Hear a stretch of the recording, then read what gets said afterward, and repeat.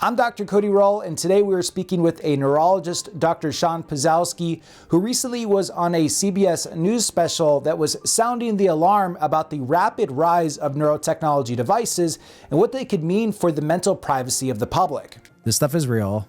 It could be a problem, and we need legislation to protect people. How did that news story come about, and what issues were raised in that piece? This stuff is already starting to happen in Colorado and California. Colorado passed a first-of-its-kind law aimed at ensuring our private thoughts remain private. It's called neurotechnology, and neurologist Sean Pazowski at UC Health says it's revolutionizing healthcare. I asked Dr. Pazowski for his thoughts on the current state of neurotechnology development and adoption, how being the medical director of the NeuroRights Foundation has found him in a position to work on government policy regarding brain tech, and his thoughts on mainstream media's role in shaping public perception about brain-computer interface technology. Who has access to this technology? Karen, everyone, believe it or not. You can buy devices on the internet right now that can, to varying degrees, decode your brain waves. The benefits are going to be off the charts. Patients are going to have dozens of more options. But with the benefits come risks. It is some of the most sensitive data that you could possibly share with anyone. Data insurance companies could use to discriminate, law enforcement to interrogate, and advertisers to manipulate. Government, too, could get into our heads and potentially alter our thoughts, emotions, and memories as the technology advances. We also touched on the NeuroRights Foundation's breakout documentary film with Werner Herzog called Theater of Thought that's being released later this year. Theater of Thought. Theater of Thought, which is coming out pretty soon. Dr. Sean Pazowski, neurologist, medical director of the NeuroRights Foundation. Thanks so much for joining me here in the studio. Yeah, thanks for having me. Yeah, I first learned of you and your work through that CBS Colorado news special that they did on wearable devices, and it was such a nice compilation of where the industry's at right now. How did that news story come about, and what issues were raised in that piece? So that really came about from the state legislative efforts that we were working on. Got the attention of one of the local broadcasters, and they asked if we could do a piece on that, and then also just kind of the more broad issue of consumer neurotechnology and what's going on. And so that was the origin of that. And the legislation that was passed, from what I understand, that was bringing in privacy rights for neurotech under the umbrella of what's been done for other biometric data like genetics. Yeah, exactly. So Colorado, like about 20 states right now, have a broad privacy act, which covers all sorts of different areas of information, your addresses, your emails, your phone numbers. And so it was really just to broaden the protections of that act to include neural data. I can remember the early days of this industry where, we were lucky enough for people to even believe that these devices were working and actually collecting real brain data. And so I just come from the reference of, people even questioning if this technology is real, but then now here we are 5-6 years later, and legislation's being passed to protect that data for people. And it's just amazing where the industry has come. As a neurologist and as someone who's been tracking this field for a couple of years, what's your, scope on what's going on right now in the industry? Oh yeah, well, and first and foremost, I am one of the biggest enthusiasts for this technology because, as you know, it used to kind of be a running joke in the clinical community about neurologists specifically that, you can know what's going on, but you can't do anything. Well, this technology has really expanded that scope to the point that not only are we knowing more and more what's going on, but we're going to have tools to be able to treat patients and really drive that forward. And so I'm first and foremost an enthusiast of the technology. And at the foundation as well, one of our chief goals is to drive innovation by providing these very just kind of basic guardrails so that things can be developed in a way that is really going to boost confidence in these technologies. And so that's really the angle that we're coming at it from.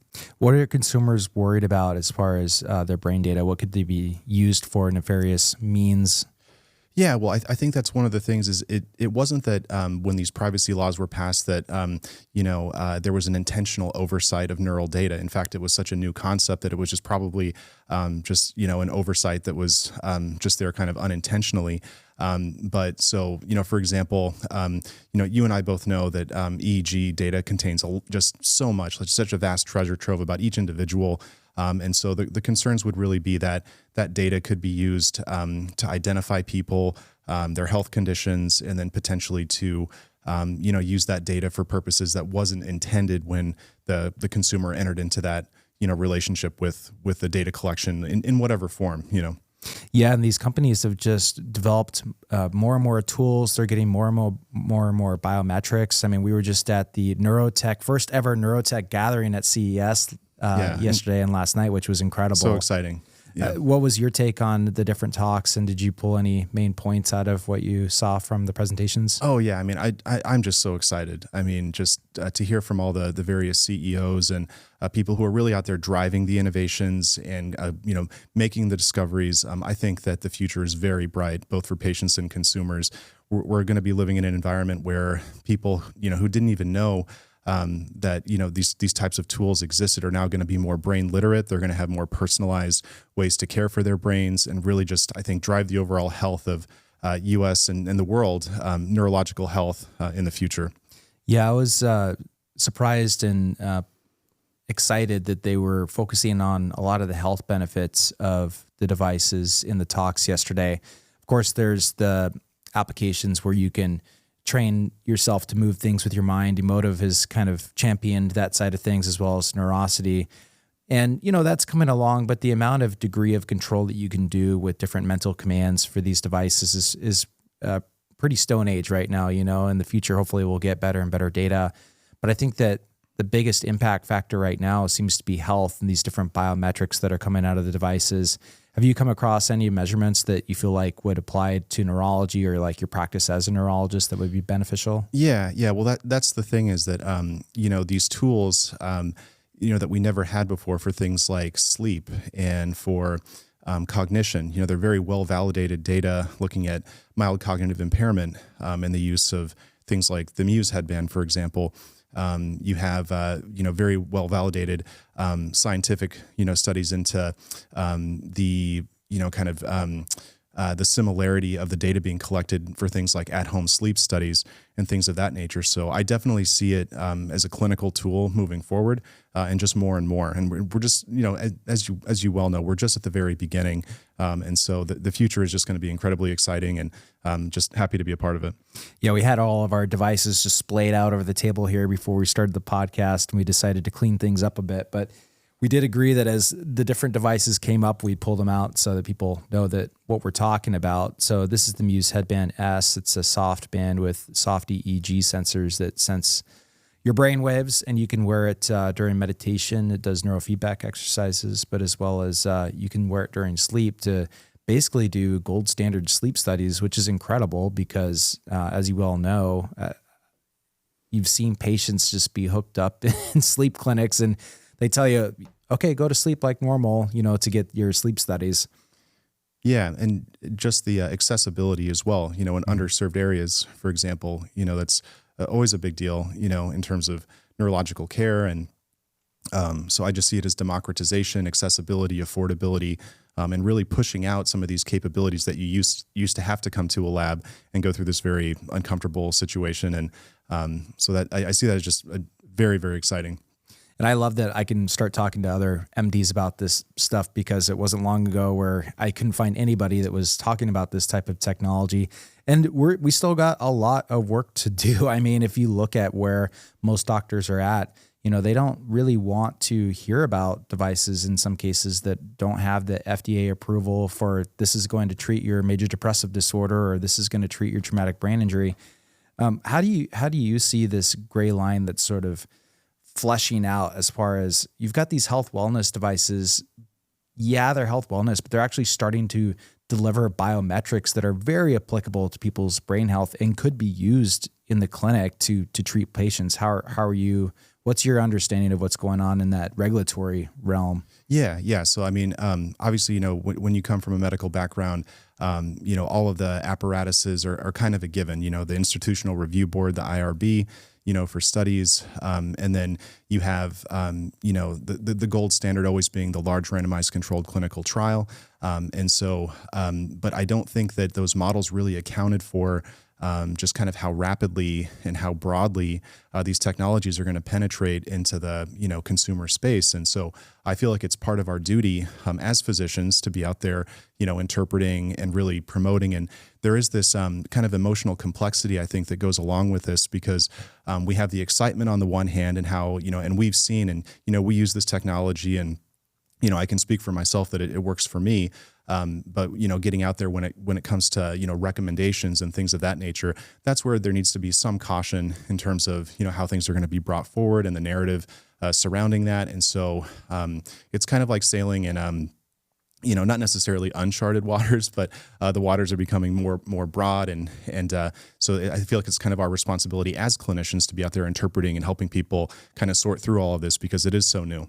Yeah, it's weird how the regulations make language so important. So I can't come to a patient and say, hey, this is going to treat your major depressive disorder, or I might get in trouble by the FDA or the Federal Trade Commission, especially if I post things on the website that make those claims. But if I say, take this home and use this to do meditation, and that could alleviate some symptoms of depression or anxiety, that's fine to say, as long as I'm not saying it treats the disorder. So you've got this weird situation where you've got the mainstream FDA-approved, insurance-covered treatments, but you've also got ancillary treatments that I don't actually like the idea of putting it under the umbrella of holistic medicine, just because holistic medicine has actually sort of built a bad reputation over the years for stuff that's just totally fringe and doesn't have any scientific evidence. I mean, you could make all kinds of arguments for acupuncture or Reiki or these other treatments that are around.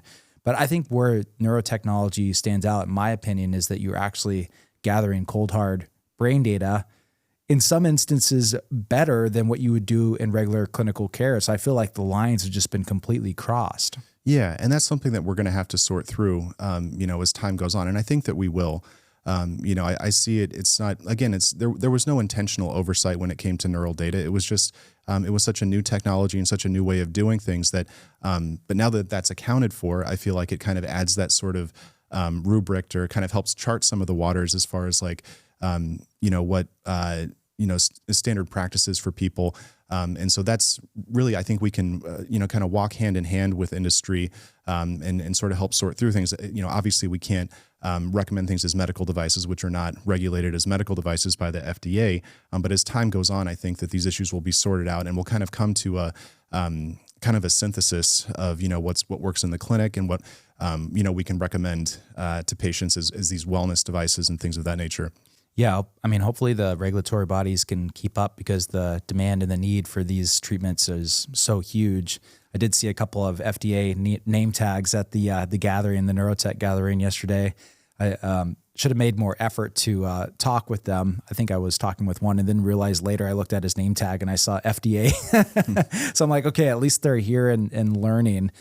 How is the NeuroRights Foundation approaching regulatory bodies or government agencies in communication about what's going on and how we can develop this field further? Yeah. So our mission is really to approach things at all levels. So we work from the UN all the way down to, state and local governments.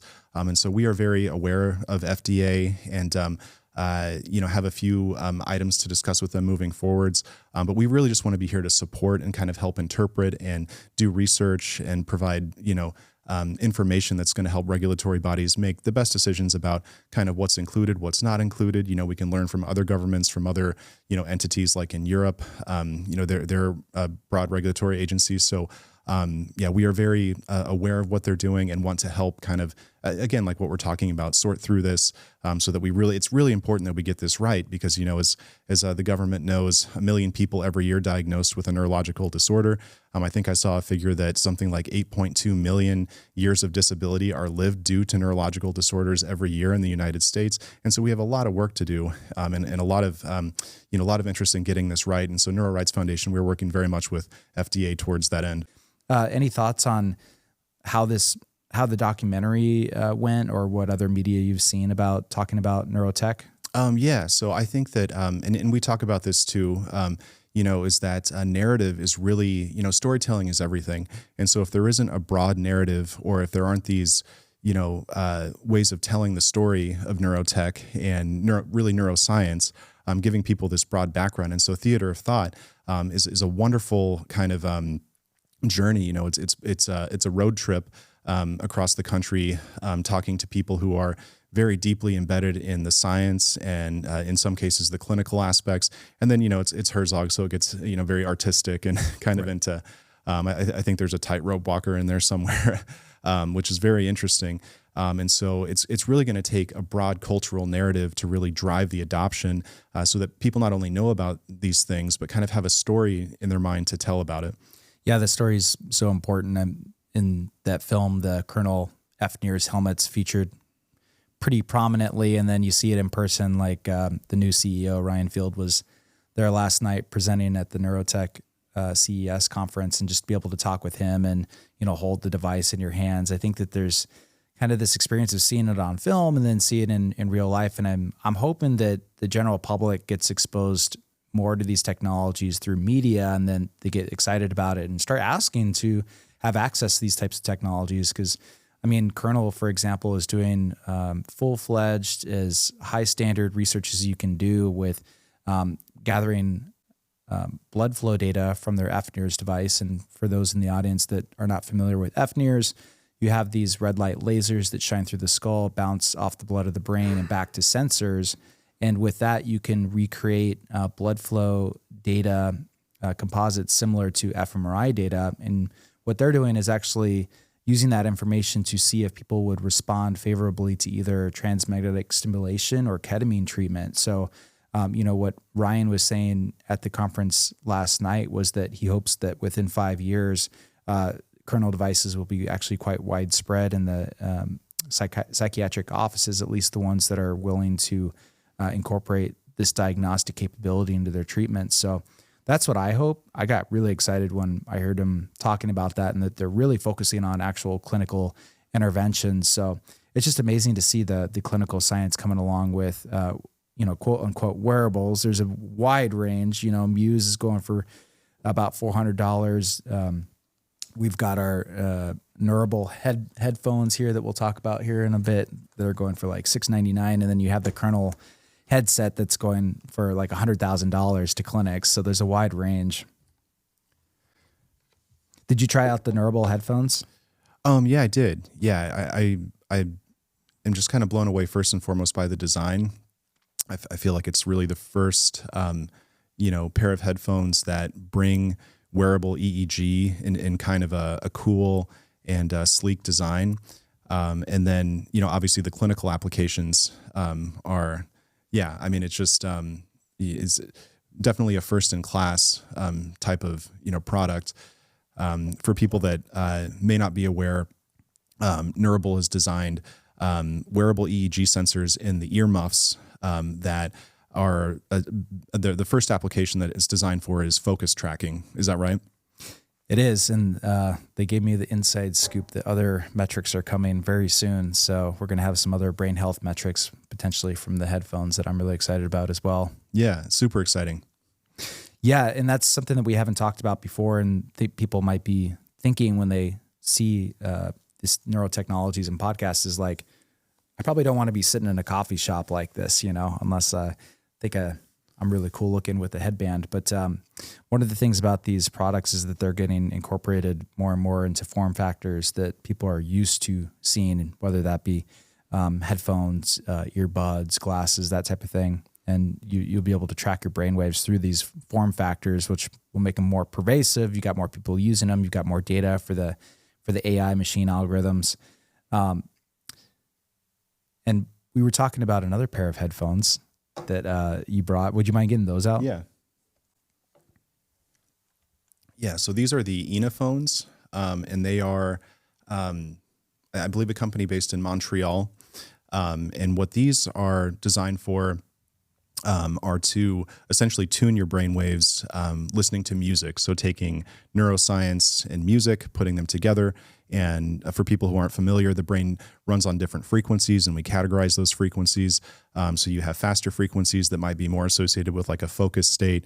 You might have slower frequencies that are more associated with a calm or relaxed state. And so what the headphones are really trying to do is give you EEG neurofeedback in order to tune your brain waves into these different frequencies, and maybe have a little bit, more data-driven approach to things like mood and focus and things of that nature. Brings up an important discussion point.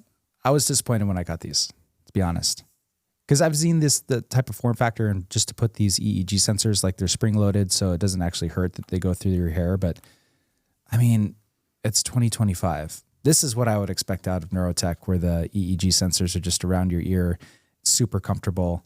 And I feel like the focus algorithms are just so much better honed. Like I looked at the software of these phones, and I just wasn't impressed at all.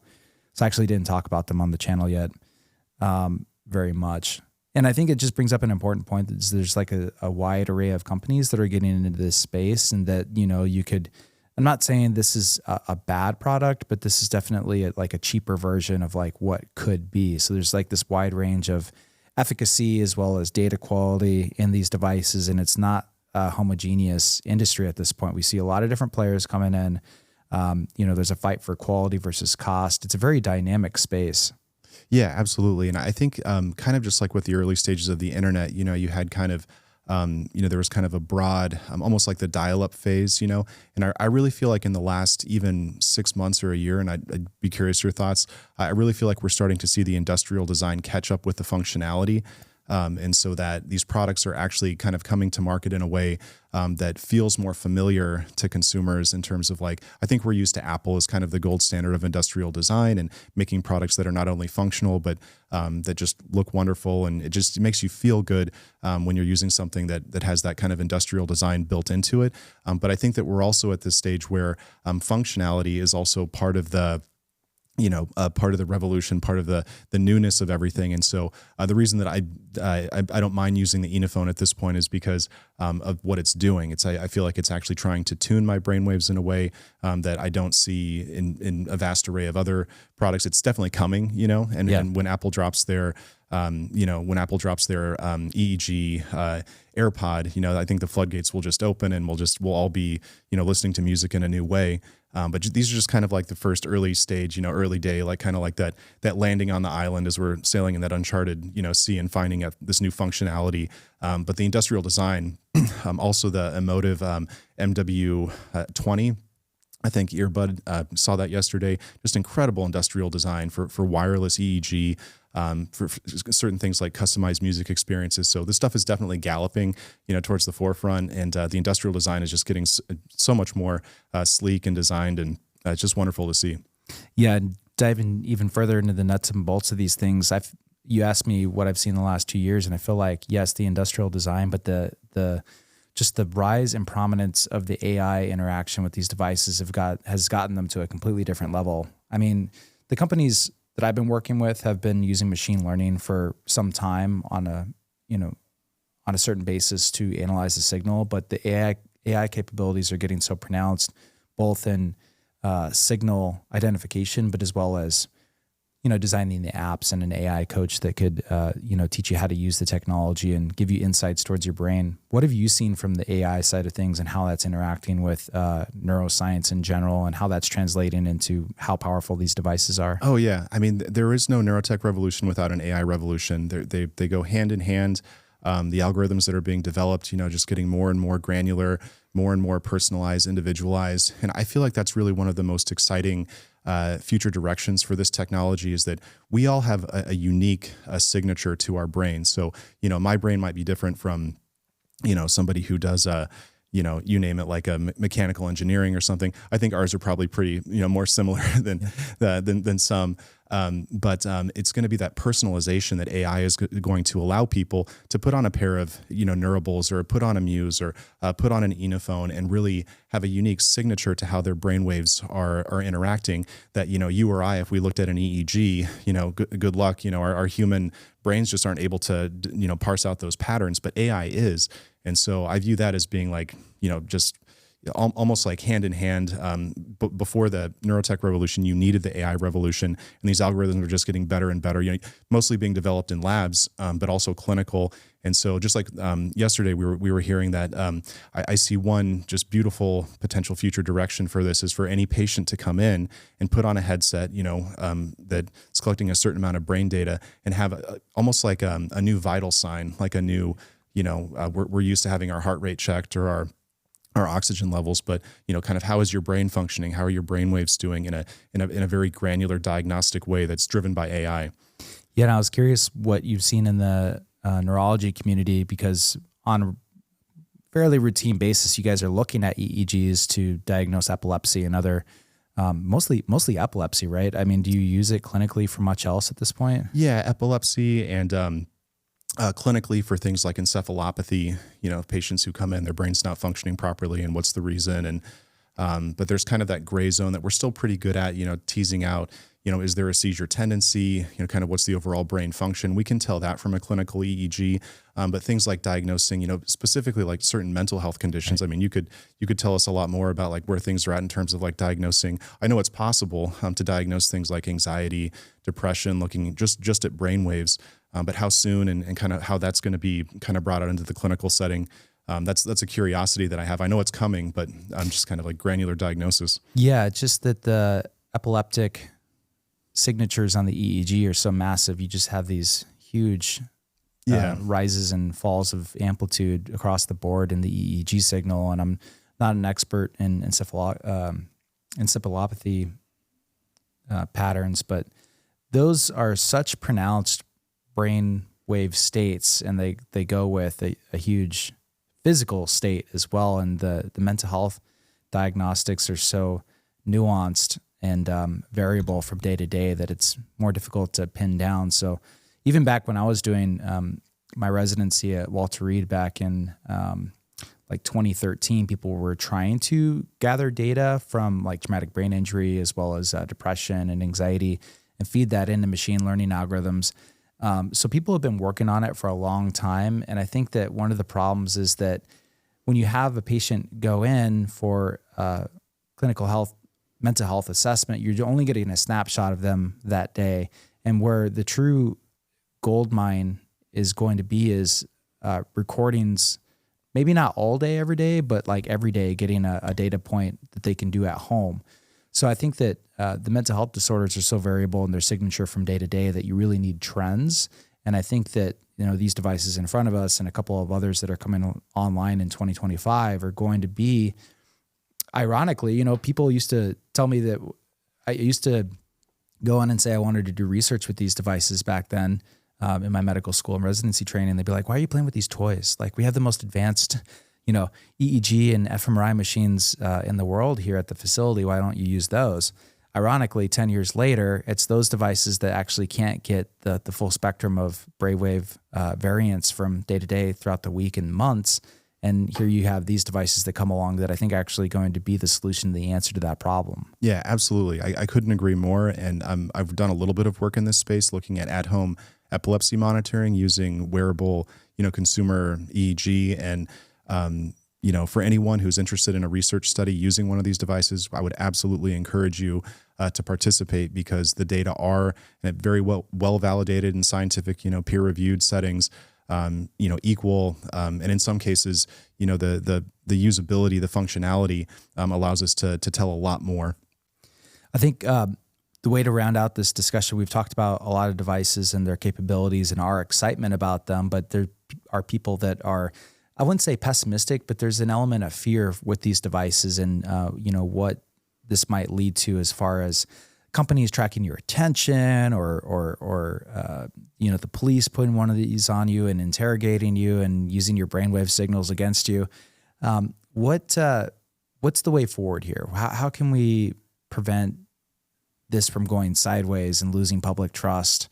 Because like we said, there's so much potential here, but we need to do it the right way. Yeah, absolutely. And that's kind of where the emotional complexity comes in, because we have these incredible new tools, these new ways of doing things. But with any new technology, you name it, it can be used for the intended purposes or it can be used. And so I feel like the way forward, in my opinion, is just to be very upfront and very, open in these discussions about what the devices, promise and what they could be used for. And if we do this right and we get out ahead of things, which very rarely happens, by the way, in terms of technological revolution, we usually wait until there's been something has gone wrong and then we act. But as we've seen, this stuff is already starting to happen in Colorado and California. And so really building that trust up front, I think, is going to be huge. And then just being open and honest about, what we're finding in terms of the clinical, clinically validated, the studies, which are just going to continue to happen more and more. Like we're talking about, I don't even think we can predict in 5-10 years what these devices are going to tell us in a research setting about the brain. I think it's wonderful. But as long as we keep to those same principles, I brought this, the Journal of the American Medical Association just actually yesterday, or I think the publication date is yesterday, looking at, rehashing the ethics of medical research. So just to kind of say, like, even within the medical context, we go through periods of reorganization of thought. And so I just think as long as we stay open, we stay in great communication and really just stay focused on the good that these devices are going to do, and it's going to be off the charts good, I think we'll be fine. Yeah, I think there's a couple of distinctions to be made. I've made them 100 times, but I feel like I need to do it more and more. Is these devices aren't tracking individual thoughts. These are trends of your focus, of your sleep, of your overall brain health. That being said, there was a couple of good points that were made in the CBS News article that, especially that you were in, and about the work that the NeuroRights Foundation has done, is that, we shouldn't allow insurance companies to discriminate against people that maybe the brain data shows that they have some kind of deficit.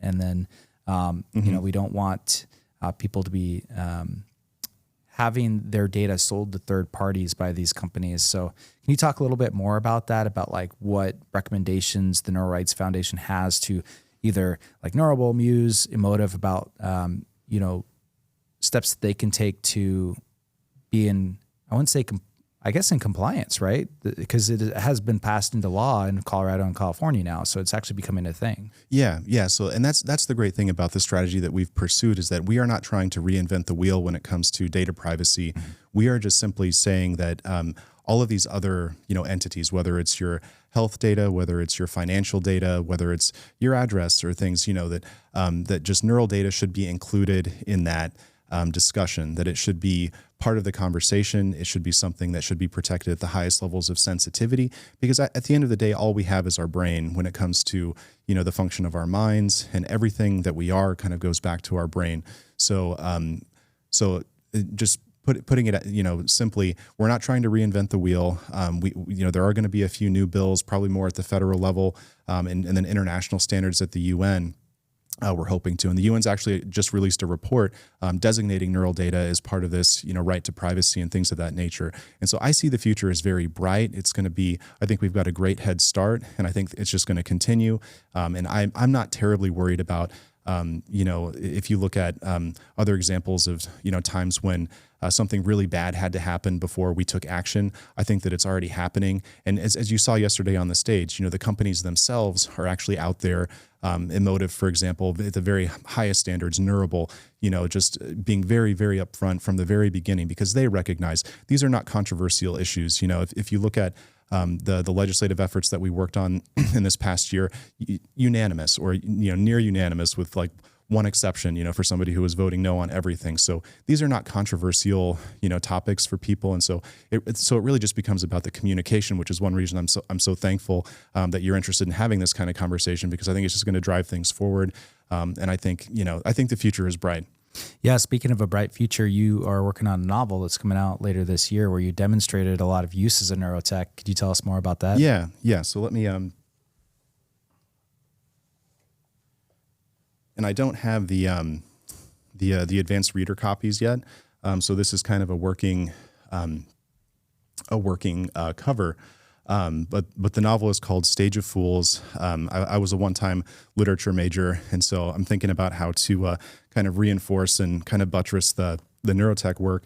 But Stage of Fools, it's a book that kind of the plot kind of hinges on the use of focused ultrasound, which we talked about, even consumer grade focused ultrasound. So introducing sound waves into the brain for stimulation. It's been very well validated, and the FDA just approved a therapy for refractory depression, I think. It came out of Stanford. And so this is just kind of like my silo in the narrative. Would love anybody who's listening to go to the website, sign up for the newsletter, go to the Instagram and tell me what you think, because I think that narrative is going to be a key driver of this. And so I'm just trying to do my part to help that along as well. Yeah. You mentioned to me earlier that you had a background in literature, in law, I think that you did some work in before you went to medical school as well? Yeah, I worked for the Energy and Commerce Committee, working on things like, like NIH and healthcare related things for the Energy and Commerce Committee before. How do you think those experiences have shaped how you've approached the NeuroRights Foundation as well as just like neurotechnology in general? Yeah, so I feel like, like the greatest things in life, I feel like they kind of choose you. And so when this opportunity came, with the NeuroRights Foundation to kind of put all these things together, I feel like my background, a few things had kind of been dormant for a while, but I'd always kind of been interested in things in the public sphere. I have a family background, but I feel like those experiences really gave me the opportunity to really not only dive into a few issues, but then just to kind of have that comfort level in that, a lot of people get very cynical about politics, or they get very cynical about the process because, and for good reason, there's a lot of stuff that goes on that can be disillusioning, but, the roads need to get paved, certain things that help society function, they really do happen in the political arena. And so having that comfort level, I think really helped me, forward with the NeuroRights work and just moving forward. I think that you can't throw the baby out with the bathwater when it comes to things like, the political process, because, neural data gets protected and people, learn about things. And it really, I feel like the work more really raised awareness about this type of technology. And so in a way, it kind of put things on the map at the same time, which wasn't the the intention when we got going, but.